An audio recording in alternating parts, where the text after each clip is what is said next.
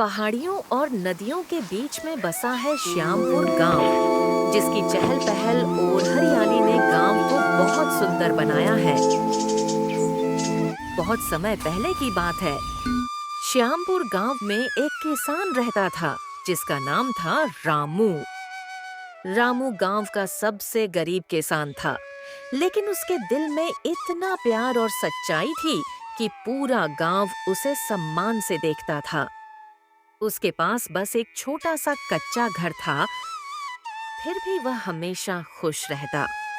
गांव वाले रामू से पूछते, अरे रामू, तेरी जिंदगी में इतना संघर्ष है, फिर भी तू इतना खुश क्यों रहता है? वो हंसकर जवाब देता है, भाई, दुख खेत की मिट्टी जैसा होता है। उसे मेहनत से उलटो तो खुशियों के बीज उगाते हैं।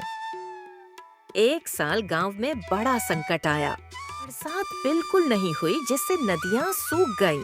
तालाबों में पानी खत्म हो गया, जिससे किसानों की जमीन बंजर होने लगी। कई किसान गांव छोड़कर शहर जाने लगे, लेकिन रामू रोज अपने खेत पर जाता, मिट्टी को प्यार से और धीरे से कहता, तू थक गई है धरती माँ, पर जब तक मैं हूँ, मैं तुझे छोड़कर नहीं जाऊंगा। धरती माँ ने कहा, बेटा, तेरे घर में खाने को भी मुश्किल से अनाज नहीं है। इस हालत में खेत में क्या मिलेगा? माँ, खेत को सिर्फ पानी नहीं चाहिए, उम्मीद भी चाहिए। एक दिन गोदाम की सफाई करते हुए रामू को एक छोटा सा थैला मिला। उसके अंदर बस 4-5 बीज थे। रामू उन बीजों को बोने के लिए अपने खेत में लेकर चल जाता है। रामू ने उन अंतिम बीजों को अपने खेत में बो दिया, लेकिन पानी नहीं था।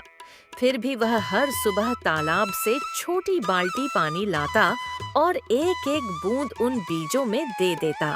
रामू के इन सब कामों को देखकर गांव वाले बोलते, ये रामू क्यों अपना कीमती समय बर्बाद कर रहा है? वैसे भी क्या ही होगा इन बीजों से? फिर भी रामू शांत रहा। लेकिन एक सुबह जैसे ही सूरज निकला, रामू खेत पहुंचा और उसकी आंखों में खुशी छलक पड़ी। मिट्टी में से एक नन्हा हरा पौधा झांक रहा था। थोड़ा सा कमजोर था, लेकिन जिंदा। रामू ने धरती माँ को धन्यवाद किया और अपने घर चला गया। फिर भी लोगों ने मजाक उड़ाया, पर रामू रुकने वाला नहीं था। उसने दिन रात मेहनत की। कुछ महीनों में पौधा एक बड़ा पेड़ बन गया, दुर्लभ किस्म का पौधा, जिसकी जड़ें गहराई तक जाकर खुद पानी खींच लेती थीं। पेड़ इतना हरा था कि लोग इसे चमत्कार मानने लगे। कुछ ही दिनों में पेड़ के नीचे नई फसलें उगने लगीं, और फिर वही किसान जिन्होंने रामू की मेहनत पर मजाक उड़ाया था, वहीं उसी पौधे की डालियां मांगने लगे और अपने खेतों में लगाने लगे।